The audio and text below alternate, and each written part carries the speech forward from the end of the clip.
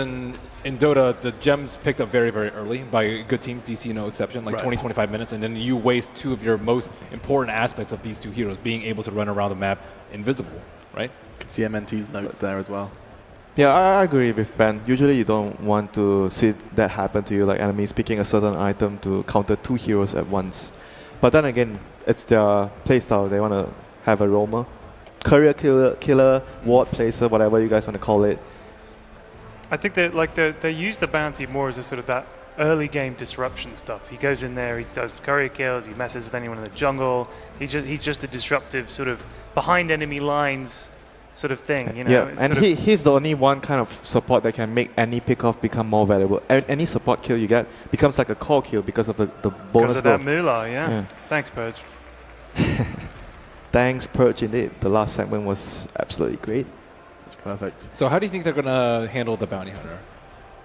Usually I would always say... Spirit Breaker? Yeah, Spirit Breaker. You charge and you kill him. Or... Slardar, I think. Oh, he's been banned. Okay. Only banned Archer as well. Or really strong lanes? Yeah, or heroes that are... Like, you pick beefy heroes. Like Timbersaw, you have a lot of heroes that are really hard to kill. When Bounty doesn't kill heroes, he doesn't provide his team with that extra gold.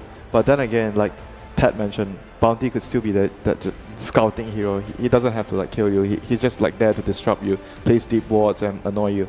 I think there's a lot of options though for Digital Chaos. I think even something like the Treant Protector is very good versus the Bounty Hunter. You don't really need tanky supports if you have the Treant Protector to deal with your lanes. So I think that's definitely one of the heroes that Digital Chaos have prepared for. I'm just curious to see which one of the strategies they're going to use to counter it. Treant Protector, yeah. I like that suggestion. And you're able to just make sure that when they're split pushing, they don't get your towers because you heal your towers. That's actually one of the heroes I find very, very interesting. When to pick the hero, you know, what kind of team you pick that hero into. Like EG chose to pick that hero against VP, and it worked out great for them. And we see the Ogre pick right now for at Finem. So do you think that's because Bounty's going to be off doing things? They chuck the Ogre in to sort of solidify the lanes a bit while he's off? Well, we know what the damage Blue Fat can do. The most picked hero so far in the Boston Major by quite more than SD? Indeed. Magi #1. Oh, if we count the group stages? This is the entirety of the offline stages of the Boston Major, not here the playoffs. They have two melee supports though. I mean, it's not that uncommon. Some teams do the safe lane Ogre, but it's still very good in the lane, very good at zoning, and DC still sticking to the same game plan like the previous game. They are building a 5-man lineup. They are not going to deal with the split push. That's the thing, you're up against a Bounty and a Nyx. Whoever gets left alone on the lane, very high chance to get picked off. You want to group up, you want to just push down towers. You don't want them to get picked off with the track goal. Yeah, and just to clarify, I have just double checked. In the playoffs, Ted, Magi is nowhere to be seen. It seemed to be a very popular pick when people were playing those safe group stages, didn't want to show too much. So he hasn't been played on the main stage? Well, he has been, but not much at all. Tide Hunter, Sniper. That's something that they did in the group stage twice. Casting their games, they opened their draft with Ogre plus Sniper. What's the thought process behind Ogre Sniper? Bloodlusted Sniper. Just a bloodlusted sniper just firing damage upon everyone? We saw VP do it. Just they took it a little bit more extreme with the Bloodseeker. Yeah. And Sniper is also pretty good at defending, and you know the enemy wants to 5-man and push your tower. You're able to deal damage from a very safe distance. Very good against the Tide, the Juggernaut. They don't really have like innate closing, gap closing ability until they get a dagger.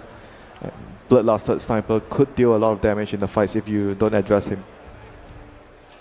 Bloodlusted Sniper with two track, you know, invisible people running around. Yeah, he has a lot of heroes that will provide distractions for him. So pretty good sniper pick here for Venom. Especially when they picked their offlaner, like Clockwork and some of the other offlaners. Bat, I think, are like really good at dealing with the sniper and forcing him Tide to come is not that good. Yeah, Tide can't close the gap. Like if he blinks and ravages, like the team isn't going to be able to get to him. So what do you think the thought process was behind DC? It's not like it wasn't an option. Yeah, they wanted a 5-man. Yeah, they want to group up. Yeah, just similar to how they picked Warlock in the first phase in the last game. They want to have more 5-man strength, especially versus Bounty Hunter, as Winter mentioned. Trying to ravage him. Who would you say, like, how are Finem going to fight this? I mean, what's their front line going to be? How are they going to disrupt DC from just walking towards them, just using the Nyx and Shrapnel and just trying to hold them up? And pickups, like you want to split them up, and I'm sure their last hero is going to have some sort of wave clear. Windranger. Wow. Yeah, Wow. that's a Weeha special though. He likes playing the hero. That hero does have a good amount of burst to kill Sniper if he gets the shackle on him. Yeah. But the thing is, you need like a gap closing item. You need a dagger or shadow blade, some item to allow you to get close to the sniper. Yeah. It's quite a gamble though. Yeah, it's a very big gamble. That hero is not the greatest in the meta right now. Slax's most hated hero, by the way. Most Why? hated. He hates her. What is there to hate about the Wind Ranger? He hates her because I think he's played too many games with the Wind Ranger that does bugger all. Like that's the thing. You know, you have those Wind Rangers just like, I'm going to pick Wind Ranger, does nothing. Like, I want to be Legolas. I mean, there was definitely a period where Wind Ranger just killed everybody in that was every game. horrible. Like it was just Sorry. ridiculous. What? That was bad. I'm not necessarily saying it was good. Winter, stop flaming, please.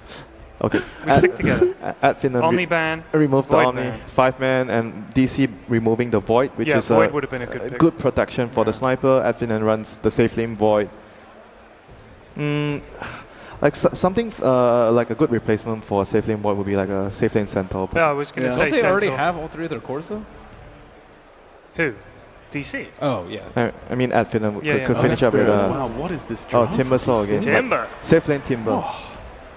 Wow, you guys said it was a gamble, but DC, I mean, this is for survival in the semi-final. This is not to get to that beautiful grand final. This Still, is simply just to stay afloat. You liking it? DC will be like a 5-man draft, and the other Okay. team will be splitting up, trying to take scrappy fights. Same idea in the game number 1. And at Finem did it. They did it in the first game. They did it well. Mm-hmm. Well, with that said, I reckon they got it to her. okay. Well, In you the have bag. got Ad Finem quite literally in your pocket, so we'll see how that plays out Right. for you. And to help guide you through this one, to really answer the question, are Ad Finem still going to go further in this tournament? It does stand for to the end, and what better end than the grand finals? We'll see if they can get there, or if DC and their kooky draft will get the casters hyped. Let's find out, though, with Gods and Capitalist. Kooky but legendary. It's a Weeha Wind Ranger for Digital Chaos. And their backs are finally put up against the wall. They go with something that they ultimately trust the most. Combined with an Earth Spirit, we are going to see DC taking the early game control. Gods, do you feel like this is actually going to be able to put Ad Finem off a little bit? I mean, it could. To me, it depends a lot on how well Bounty Hunter can do. If MNT can have that early game impact, if he can find abilities to contest the Earth Spirit's rotations, find couriers. I can't imagine he'll find another courier snipe, but who knows? This guy just seems magical. If he gets the scouting information, this game can go okay for Ad Finem in the early game, but I think there's a lot of pressure on him, whereas DC have very stable lanes. They have 3 cores that should all be able to get some decent farm in their lanes. We have Wind Ranger, a classic. Resolution should do fine on the jug. I think DC have the more kind of stable, easier to execute draft. Maybe Next Time has certainly outperformed in this tournament as a floor position. He has been probably the most disruptive player of the whole entire tournament. We'll see if he can do it again with his Bounty Hunter. I'm sure Digital Chaos are watching those games, and they'll be a lot more careful with their couriers. But maybe next time he's going to try and outplay it. Digital Chaos are going to start lining themselves up for a bottom lane push out here towards that Bounty rune. Not really giving any early information to this Bounty Hunter whatsoever. Doug's just sitting mid. He hasn't decided which rune he wants to go for yet. He's waiting to try and get the intel as to which is going to be safer. Gambles on top, and that will be the right call. They have the Radiant Ward on that by the cliff to guarantee him this top rune, and there won't be any kind of a fight breaking out. So Weeha will take the bounty, Thug will take the opposing bounty rune, and we will have that 1v1. How do you think this 1v1 goes? Wind Ranger versus Sniper. It should be all right for both. I think there should be a bit of a farm trade. With the Ogre's influence, it gets a bit different. And, of course, Bounty Hunter makes it a bit tougher for Wind Ranger. Can't get the salve out.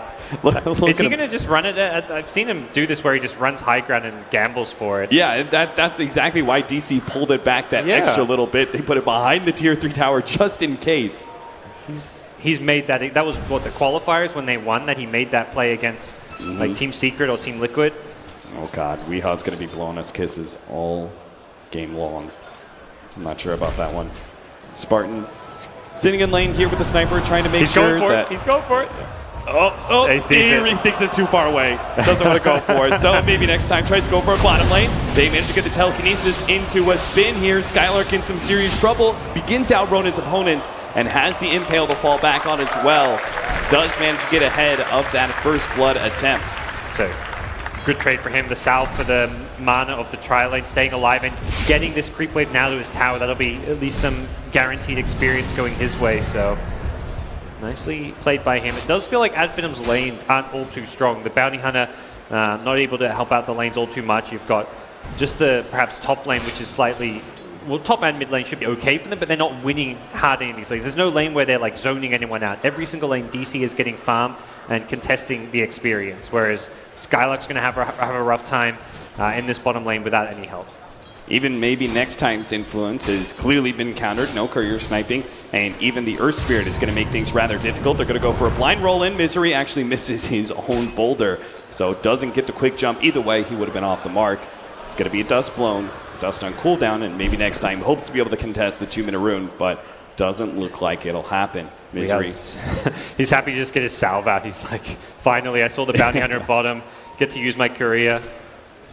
That is the one really favorable thing about Wind Ranger in this, right, is that Wind Ranger does not take that much early harassment from either the Ogre or the Sniper, so it's not like he was in too much danger. He didn't have to blow through a bunch of early regen and required that courier nice and quick. Weehaw taunting again. Counterward's going to be laid down as they get a bit of harassment. What do you make of the build? The Fire Blast over the Ignite for the Ogre? That's not what you'd normally expect to see. Yeah, I'm not sure about that. Maybe he's feeling like the stun is a little bit better. He's got to wait for Weehaw to pop the Wind Run and that extra bit of movement speed. He wants to counter it with a hard stun. At the end of the day, you're picking this hero for the level 4 Bloodlust, I guess. So yeah. Everything else doesn't matter. I've seen this guy get like a 1-1 full build and then start getting stats. Mm-hmm. That's just how he plays the Ogre sometimes. Yeah, he knows his life. He is a walking bloodlust, and that is all, and he accepts that fate. Well, as it stands, his mid lane is going all right for the Wii Ranger. He's getting out CS by the Sniper, and it has been effectively a 3v1 lane at times. Misery's coming in to try and stop this neutral suicide. Spartan will have to take the longer trek back to the fountain. Top lane, Moon Meander's going to be dropped a bit low here. Maybe next time. Already pops his head out. They're going to try and get him with the Whirling Death. Fortunately, there are a lot of magic stick charges there from Moon Meander. He's built up over the course of this lane. We haven't actually talked about the top lane too much, but that's, of course, we have to talk about mid so much. Thug gets gone on by Misery. But both back away. Still no first blood. Considering both these teams and their aggressive posture, we have an aggressive tri-lane from DC. We know Adfinum want to be able to get aggressive in the laning phase, particularly with this Bounty Hunter, but it seems like both teams are walking this sort of dance of death. Is he going to find the... It's going to come out with the bottle soon. He's now got level 2, which means Janad, he hasn't skilled it yet, but you want to kind of keep it options open. Shuriken toss for the ganks is a little bit better, but... Misery going to be the target here. Does have to roll himself away. Nice block by Spartan. This will be your first blood. Now they turn their attention towards Weehaw. Weehaw's going to be forced to use the Wind Run. Gets himself out of there. But just as we start talking about first blood, Adfinum strike. Yeah, so we'll get this bottle back up. Weehaw will be fine. But yeah, there's the first blood. That's going to give a nice little edge to the Adfinum supports early on. Spartan getting some nice gold for that one, considering he wasn't really getting all too much. And top lane's going pretty well. You kind of mentioned, like, it's time to perhaps talk about that. It's been a bit of a farm trade, I guess, so far, with Madara having a small edge, but Tide getting more than enough farm to kind of justify leaving him in this 1v1 matchup. Yeah, it's a lane that Tidehunter can't necessarily do much against a Timbersaw, right? He's got physical damage coming from the Anchor Smash, so as long as Madara keeps up those high levels of reactive armor, we should be fine. Stun goes out, and Weehaw still has the Wind Run, though. They're just kind of forcing him to use it. And that just means 12 seconds, he's kind of out of lane. Not able to really push forward aggressively. Maybe next time. Taking a couple shots there from Misery. So will Skylark. Skylark's just trying to get the easy camp pull and get whatever experience he really can afford. Interesting to see that. Nice kick. Ooh, maybe next time sidesteps it. Impale goes down on Saksa, just in case. So Moon's made the long walk home, leaving his lane. Something you often do when you want to go ganking, where you're like, okay, I've got no HP mana, I'm going to walk home and then look at the lanes. Can I TP mid or can I TP bottom and find something? If he decides there's nothing to go for, he may just go back top to keep farming. But if he wanted to stay top, he would have just stayed there because he had full HP. He's doing this more to get the mana back to use Ravage. But he's been spotted on the rotation. Yeah, maybe next time. Lay down the wards, will suicide to Roshan at the same time. A bit of efficiency. Skylark should have a pretty good idea that this is DC. They're going to try and wrap and do things and see if they can actually catch the Nyx Assassin, but it's not going to happen. they just contest the pull instead and will go for this push. And Finem are left with the choice now. Do they actually contest this tier 1 tower push in 6 minutes? Well, they can go for the trade too. Madara, yeah, he's not a pushing hero, but he can skip past the tower, tank the creep wave, clear it out, and look for that trade. Ideally, you want him picking up a TP, so if a dive happens bottom, he can come and help out, but the alternative option is just don't pick up a TP. They're all just ditching the bottom lane. Everyone's actually converging onto the mid lane Wind Ranger. And with an Impale, this could be a viable kill, but we is already back to safety. So yeah, it seems like they're going to take the approach where they just go for the trade. Bottom lane, maybe next time, is soaking up whatever free experience he can get. Looks like they are going to be giving up this tier 1 tower. A kick back there at top lane. Misery is in a bit of trouble. Will manage to roll himself out of there, but Madara is just hoping to be able to, as you said, tank up and push down this tower. Bottom lane to begin to go on maybe next time. Maybe next time's already gotten a lot of damage onto Zoxa. They're going to be able to get the double stun. They actually can kill Resolution as well. Holy cow, that a big play there from Finem. Wow, Skylark he stepped up his play. He was one of those, he was hit or miss. Like at the old Finem, like playing the qualifiers, playing other tournaments like Dream League and stuff beforehand, he was that player that would sometimes have these off games where you're like, okay, Sky, like you've died a few many times, but his play this tournament has been that of one of the best off laners in the tournament. A stun on Moon Meander. Not much should come of this, as Moon still has both Ravage and, of course, the heavy Anchor Smash cutting down any damage that comes his way. But you're absolutely right. I mean, even earlier in this tournament, I think Skylark, his Bat Rider was pretty hit and miss in his initiation. And DC, I feel like just got a bit greedy. They wanted to defend their top tier 1 tower while taking bottom. That was why Earth Spirit TP'd up top. But as soon as Finem see that, they're engaging on bottom. Like, okay, there's no Earth Spirit here. Without that stun silence, we can fight. We get a decent amount of damage. The spin does come out, though. There's no Omni Slash. This is dangerous. Rezo could be in trouble. Yeah, he does have the Rubik coming in with the telekinesis. That'll put a stop to it. They have the healing ward out, and they should be fine now. Actually, maybe not. Resolution is going to be wrapped around Hot. They do have the Ravage, barely managed to save him in time. Resolution taunting Madara. He does manage to get away. Maybe next time throws out the Shuriken, and they do finally finish him off. Madara. Now he has to try and get himself away with the Timber Chain up against Moon Meander and the Rubik. The telekinesis ready to go. Madara realizes that. That's why he's just trying to eat his way through the trees. As soon as he just tries to Timber Chain, he's going to be caught. So he hides himself deeper and deeper. TP's out. Maybe next time he'll be the target instead. DC will just have to take that kill instead. But the escape of the Timber Saw is huge, as that core does not want to die. Nice pick up by Skylark in the end, as they manage to get the Rubik in exchange. Finem making clean exchanges here against Digital Chaos. Just beautiful Dota. They take out Resolution. Bounty comes in.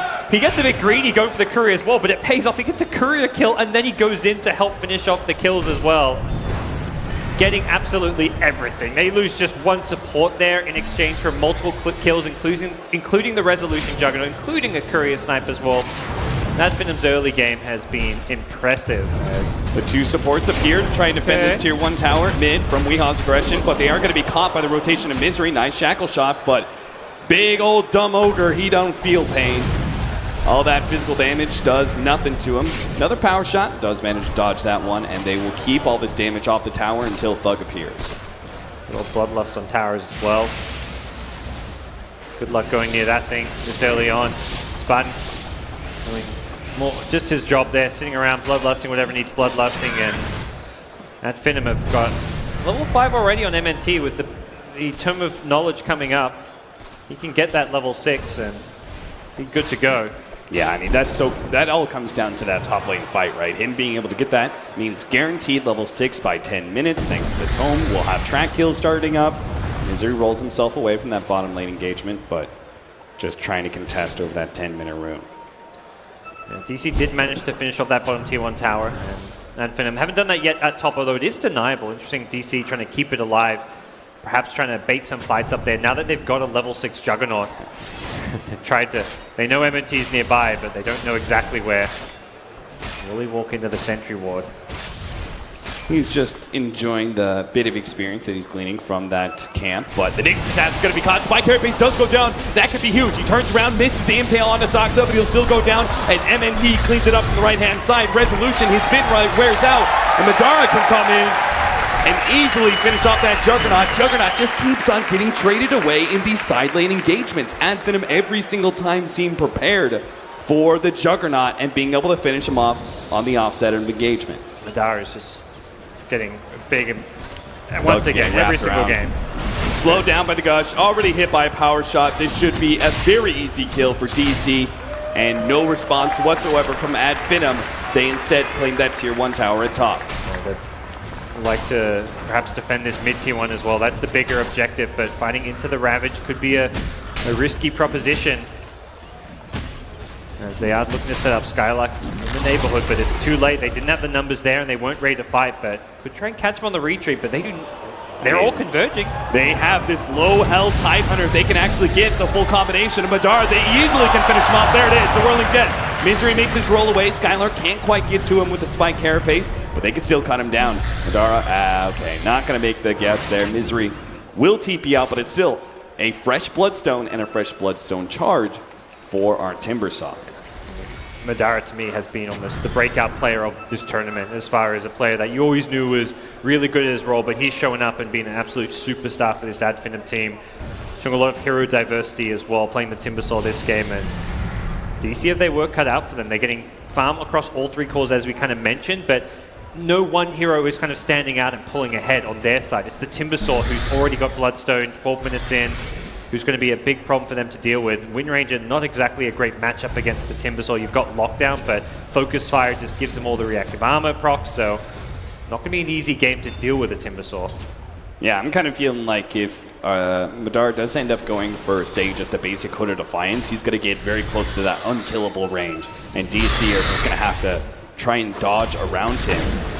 It's not a good sign, as DC really wanted to be able to take control of this game nice and early with a quick mech on Tidehunter, a lot of 5-manning, pushing power, but this Timbersaw may be the difference between a DC being able to 5-man push into Ad Finem and Ad Finem being able to win out in these teamfight engagements. They've got a nice little Fat Ancient stack for Moon to farm, which will get him not just his mech, but probably another 1,000 gold on top of that. So they can play the economy game, which 3 very well scaling cores in the Jug, Wind Ranger, and Tide. They're not going to... I feel like the Sniper isn't as big a problem as we've maybe seen in the past, because keeping him alive is not the easiest thing in these teamfights. It's not like the best saves.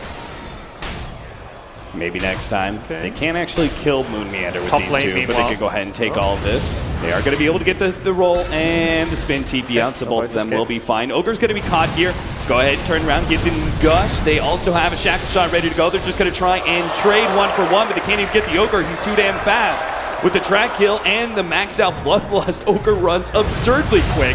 475 movement speed. Shuriken onto Moon Meander brings him a little bit lower. Are they actually going to be able to do anything about this? They're waiting for another Assassinate. They might just be able to finish him off with that magic damage, but here comes the Meg, and they go in a bit too deep. The Timbersaw's here. Maybe he can get the turnaround kill. Does manage to block him out. The Shuriken goes down, but still a big win there for Ad Finem, surely, with the extra help of track kill gold, and they're going to be able to take some of these bigger Ancients. Yeah, that's really nice for them. Madara able just to sit there, tank Nyx things. Assassin, he appears. We are right outside of the tier 1 tower range, does get caught. Moon Meander, he TP's in, but he can do nothing to save his ally, as Ad Finem have clear control over DC's map. Man, we just haven't seen that big team fight from DC. Yet to see the Ravage come into play, and it's been Ad Finem making all the moves. They're doing such a good job of splitting DC up, using kind of the chaos factor.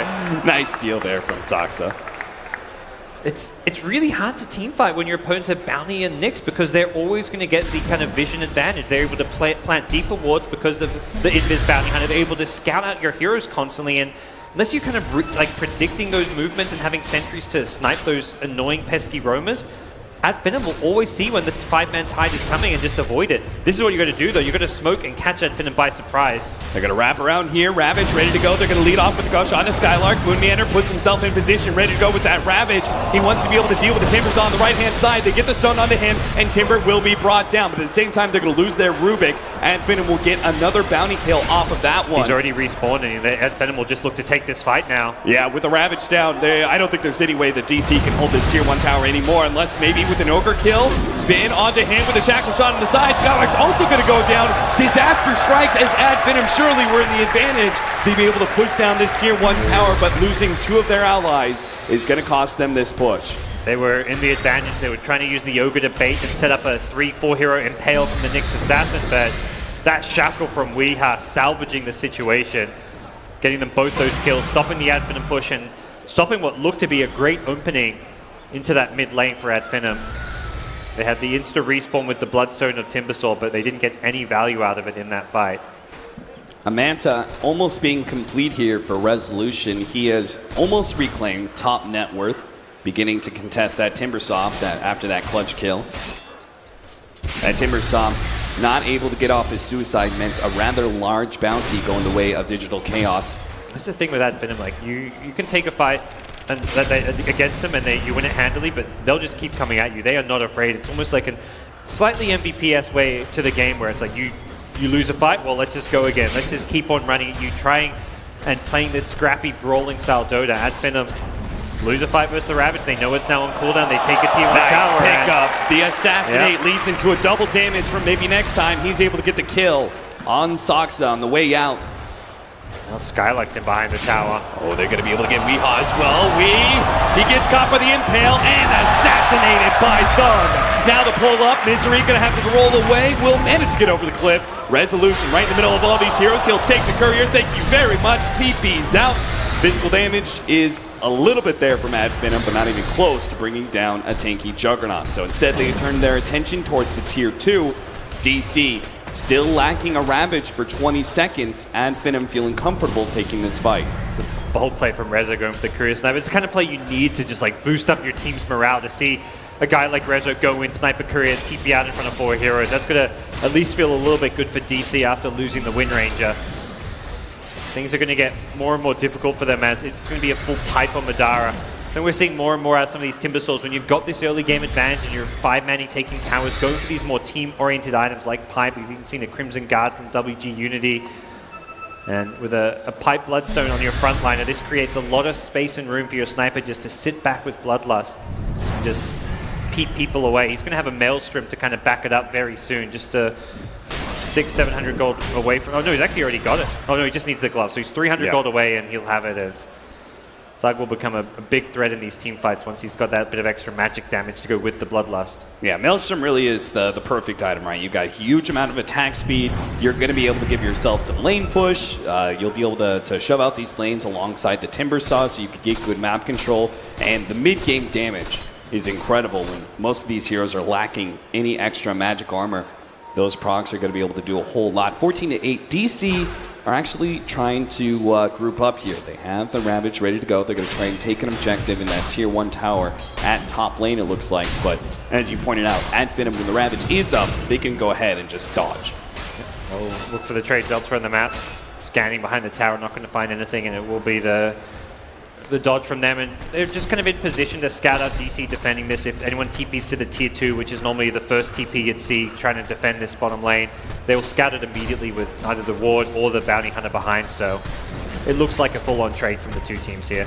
May even see both towers go down on top and bottom lane. This does help Finem a bit more because these are towers near the Roche Pit. They don't really care so much about these top lane towers. They're not really much more than just money for DC at this point. So I feel like Finem getting the slightly better trade as far as strategic value of these towers. Looks like you are completely correct. Well, maybe. Tier 2 for Tier 2, but DC are actually smoked up. They're going to try and TP in with the Juggernaut, leading things off. Then the Blink 4. They manage to get the Ravage onto 2. Already starting things off on the Timbersaw. They're trying to control him with the Silence and the help of the Earth Spirit, but a nice stun comes in from behind. Skylark hits 2. They've already picked off the Rubik, and now they're going to be able to get so much more coming for Chakra, and there it is.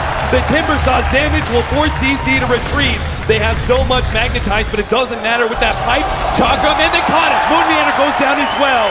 The first core from DC in this fight falls, and a Timber Chain forward for them to finish off this Tier 2. Yeah, it's where Wind Rangers is not the best matchup versus the Timbersaw. The Focus Fire giving him a ton of reactive armor, charges very fast. He may have been in trouble there if not for the Force Stuff. I was looking around like, who's going to Force Stuff? I didn't think that'd been fun, but Skylark with a first item Force helps push Madara into a better position when he's being focused in the middle of the entire DC squad.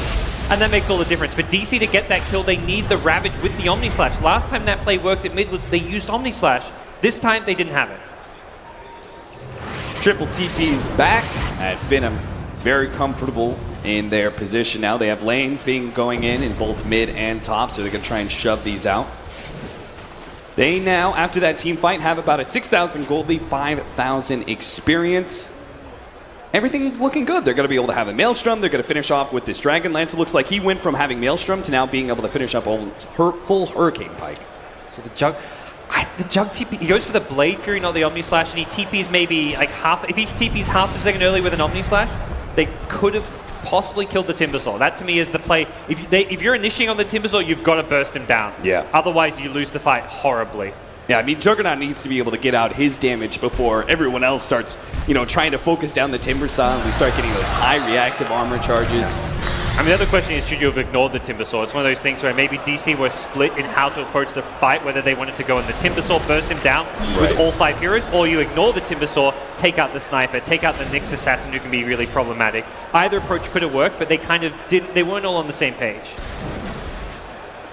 Now a gem for the Tide. I think DC feeling like Ad Finem are just pushing forward a bit too much, getting too much map control, and this Bounty Nyx duo with their invis scouting potential is causing too many problems. Nice pickup. Resolution has his Manta and a Blink Dagger now, so maybe we're going down the mindset now of trying to put pressure on that Sniper, ignoring Madara, who's got double plate nails, a pipe, a bloodstone. I mean, I don't think you focus this guy anymore. It's just not possible. Well, yeah, I mean, I love seeing this double plate now. It's always hilarious because now often the play is you go on him with the Omni Slash before he gets reactive armor procs, but now he's got a bonus 20 armor from the get-go. So once he's got, from the very start, you can't really Omni Slash him down, and I think now you do have to ignore him. Next fight may be all about Roshan. Darce almost got his level 16. It's 23 minutes in. This dude has an absurd amount of farm and experience to back it up. Their Sniper is beginning to climb the ranks into real damage here, and he's already such a hard hero to hit thanks to that Hurricane Pike. The wrap around here is so essential, but Skylark is going to be running into all these heroes. He's got the initiation onto Moon Meander. Misery comes in with a nice kick and a silence to be able to follow that one up. They manage to burst down one. Nyx Assassin gets off the spike carapace towards the end, but here comes a big Chocum combination. He brings down the Rubik, looks towards Misery next. That's going to be helped out by maybe next time as he managed to get a track onto him. They'll get that second support. Skylark once again going for the early buyback. You see this, Ad Finem are so committed. As soon as the fight looks a little bit dangerous, they're willing to commit some of these buybacks to ensure that these early engagements go their way. They did the same thing last game on the Nyx where they're pushing high ground, he gets picked off trying to save his carry, immediately buys back, and then they just keep on pushing. It's a team that doesn't want to have any downtime. They want to, anytime they feel strong, they want to be pushing forward, and that's exactly what using these buybacks on an offlaner does. You're not too worried about Skylark's item progression. He's got that one core item. You know if he stays, and when he comes back alive and he's alive for the fight that you win, he's going to get a lot of gold from it. So you're not overly concerned about that buyback cooldown. DC, are they going to be able to contest this? They have the Blink Daggers. They have Ravage ready to go. They just do not have that Omni Slash. That physical damage is critical, but if they could start with a pickoff, maybe next time does get a force staff, that's a little bit of help. Madara comes forward, Chakram onto the 2 supports, going to chase away this Rubik, force him to telekinesis, but they also have the Assassinate. If they can actually just run him down, that'll already be a numbers advantage. Misery a little bit too late on the kick there. Well, another track means they've got vision of him. Left-hand side, they're chasing down this Juggernaut. They're going to be able to get the Shuriken bounce, and they get both. They chase down the Earth Spirit. They bring down the Juggernaut, the much more important kill between the two. And DC, they don't look at that. At Finem, they're like, okay, congrats. We don't even need Roshan now. We can just go straight for this push. You force the fight by going for Roche, and then you don't even bother with Roche because you've taken out the Jug who does not have buyback. He was trying to finish off his Diffusal Blade. Madara can just walk straight up with all the armor he's got. Tank the creeps, take the tower, throw in another 30 armor with the reactive, and oh boy, this gets very tricky to fight into. Sniper's just going to be sitting back, pointing away. Couple of snipes there. Man, it is so hard to play this Rubik. Every single time he is being assassinated out, hit by Ignite, he's being pushed back. The tier 3 tower is almost gone. He has to go back to the fountain. They still have 10 more seconds until the Juggernaut is back up. DC are just kind of poking and prodding, but ultimately they can't really fight until this Juggernaut is up.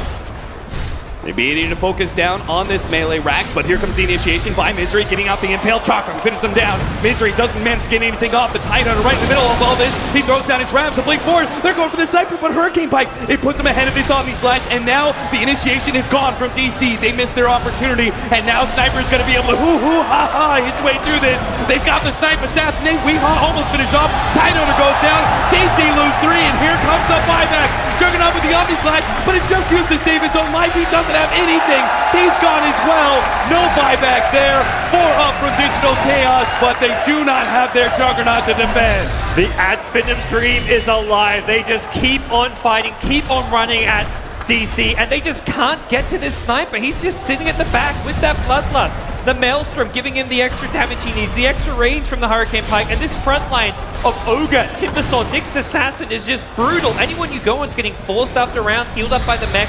At this point, DC are just running out of options. Stolen Impale. Zoxa, he needs every little bit of help he can get, rolls him back into the tier 4 towers. With the help of this stun, they get a lot of damage onto him. Misery, hope to be able to couple with that one jump forward. Moon Meander, actually with the help of the Shackle Shot, almost finishes off Skylark. They managed to bring down Wind Ranger though, and that is so bad. Digital Chaos, they still do not have a big damage dealer, and Madara, he's just cleaning up heroes. They're going for the back line. Thug is the target. They gush him up, trying to run him down. They get more damage out, but it's just Moon Meander against the world. All of Ad Finem are here, and Moon Meander begins to get kited around. Thug, one step ahead, daring the Leviathan to come at him, but it's done! DC are gone! And Ad Finem, they're going to the Grand Finals! Grand Finals, that is a statement. Their first Valve event. They've done it. They have overcome team after team. Their first 2-0 victory as well against their toughest opponent. This team gets better with every single match. They're showing diversity. You think, okay, we know what they like to play. You maybe have to figure it out. Then they pull out something new. And the crowd is fully behind Ad Finem, begging to be let out of the booth. They want to be on stage. They want to embrace these fans, as the fans have fully embraced them.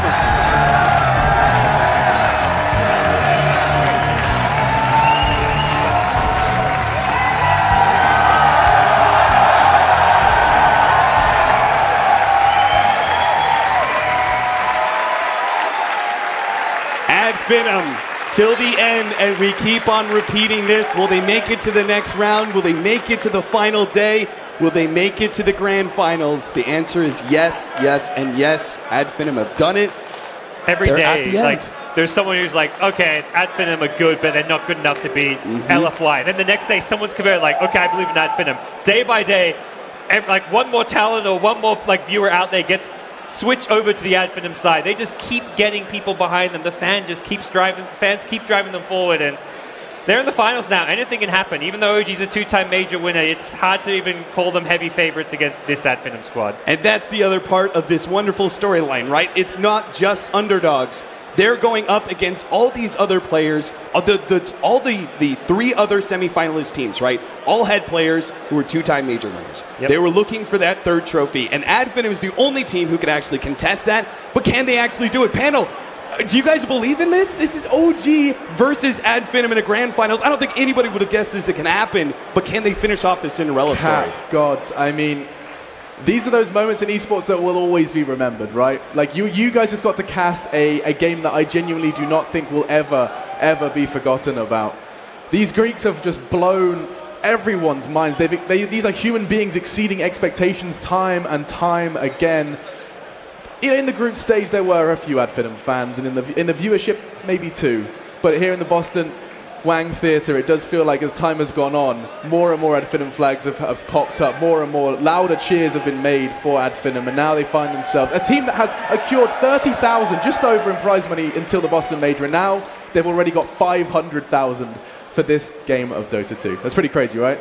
I mean, it's a fascinating story. I don't think that... And it's not over. They've been on the brink of success for a long time. It's not like they just came out of nowhere. These guys have been struggling through hardship after hardship for years now, playing qualifiers, playing smaller tournaments, playing for $3,000, $4,000, $5,000, and here they are playing for $3 million, already with $500,000 guaranteed. This is esports' way of showing that hard work pays off. It's awesome. It really is. And thank you so much for the cast. I'm sure we'll be talking about this one for many months to come. That was, of course, Gods and Capitalist. Ad Finem have done it. I mean, and I say you have done it. Of course, the grand finals do still await them. But it did feel like the general consensus was the semi-finals was where this storyline ended. They figured, the Cinderella storyline ended just before they did find their prince, and now they're in the grand finals. Could they really go all the way?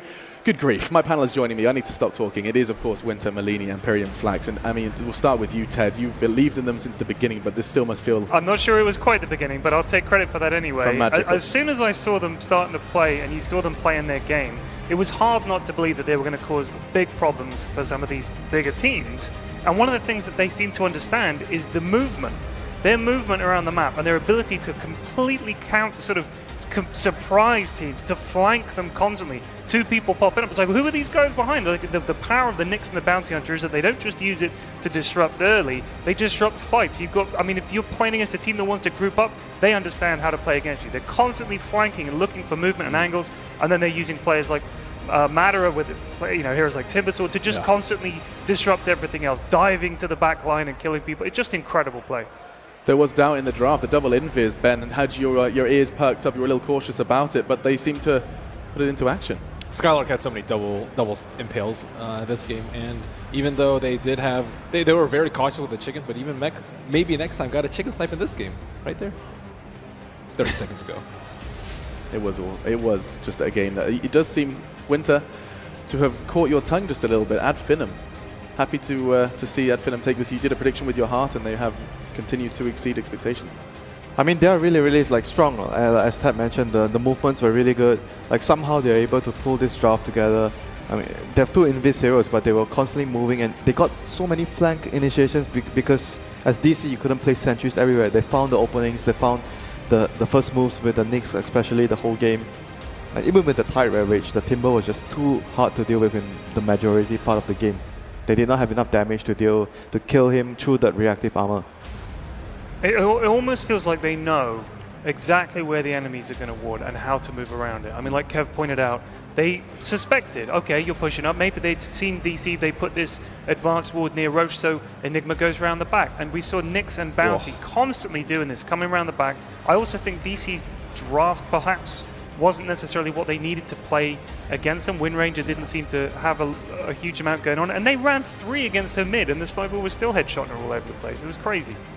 We were wondering about the Wind Ranger pick at the... Yeah, we talked about it so much, like after the draft. Like, why would they want Wind Ranger? I mean, this game didn't really showcase why was Wind Ranger picked in this particular situation. There was a lot of options available. Right. But maybe it was a player combination thing because we know Weeha loves to play the hero. Sure. But I mean, the discussion to be had is whether or not you take a comfort pick that doesn't necessarily fit into your draft. Or you pick like that. You pick a hero that fits the draft, but the player does not like to play. Right. And I mean, is that a trade? Which way do you like to see that pendulum swing, Ben? Really depends on the player. Yeah, depends on the player. Well, like how comfortable he can be. Yeah, I think for Wii you can give him kind of mostly anything, but I mean, Misery and Wii have played together for a long time. But yeah, this game he did get an iconic hero, but they lost 2 of the lanes, I think, as a result. Like the Sniper is a decent matchup versus the Wind Ranger, and the top lane where they put the Timbersaw versus the Tide Hunter, that was just a disaster. Moon did play very well in that matchup. That matchup is like so difficult for Tide, but he was able to get a good amount of farm, didn't really lose the lane too badly, and he transitioned and moved around the map to help his team after the laning phase. But still, like overall, the general idea of their strategy, grouping up, they didn't really execute it very well. Like they were constantly getting picked off by the Bounty. The Nyx finds a pick off here. The push just didn't come for Resolution's team. Look at his face. I mean, there's a guy, I every time the jug popped up, I was like, oh yeah, there's a jug in this game. Like the impact of most of their heroes was so minimal compared to Madara, who just seemed to be everywhere. Like he had that great start, or maybe against Tide, you definitely favor the Timber. Moon did well, but they had no answer to this Timber. Again, like he was just able to do whatever he wanted in the game. Timber was just a great last pick, though. Yeah. It's so interesting as well, isn't it, that we have a team, DC, who didn't drop a single game. Neither her, mind you. They could not be touched by any of the other teams here in Boston, and now the Greeks show up. I tell you what, if they beat OG, that is the greatest major story I can imagine. Like, it's just Impossible. unbelievable. Impossible. Your first major, and the team that they've beaten, the way they've played, the way they've approached it, their attitude is just unbelievable. Resolution. Kind of the realization of what was to come there as the DC dream ends in the semi-finals. For a lot of us, it did look like an open and shut case. I mean, and yes, the predictions didn't reflect that, but in terms of favorites, I mean, DC were hands down expected to take that victory away. And it does seem like the primary criticism you guys have is that secondary draft, right? I see you nodding, Winter. Just not happy with that one. But what about in-game? Once the draft was done, they must have had a game plan for that Tidehunter, must have had a game plan for that Windrun. Yeah, but like what Ted mentioned, the movement, they expected so many of their movements. Skylark on the Knicks in particular, I think he was the biggest playmaker in that game. Look at his reaction. He knew he made so many key pickoffs in the game. He was running around, avoiding sentries, getting the first move for his team, getting easy pickoffs with the track goal on top of that. And you know what? His teammates know it, because the other day when I saw them coming out, Spartan, we were out the back there, and Spartan said to me, he said, look, Skylark, he said, he's the best off-laner of you. And we were like laughing and joking about that, but he's looking pretty close to being, I mean, all 5 of these guys have excelled in their position. It's not like they have one star carrying them. They are all playing amazingly well, and the communication is almost telepathic. The theater is on its feet. Oh, people are going nuts. I watched some of Game 1 down there. People were going bonkers for AF. I mean, yeah, you can't not love this. And a lot of the players on the other teams were like, we love these guys. Yeah. Like, we just can't get enough of them. They're great. They were watching the game You they would do. say that if you were to lose to any team in this event, you wouldn't mind losing to Finem. If you had to choose. If you had to choose. That does make sense. Well, you know what? This is going to be fun, because maybe next time is standing by in front of said crowd. He's hanging out with Slack, so I'm sure he's going to get a very warm welcome. Hello, everybody. I am here with Maybe Next Time. 1 year ago, Finem was formed. You never swap players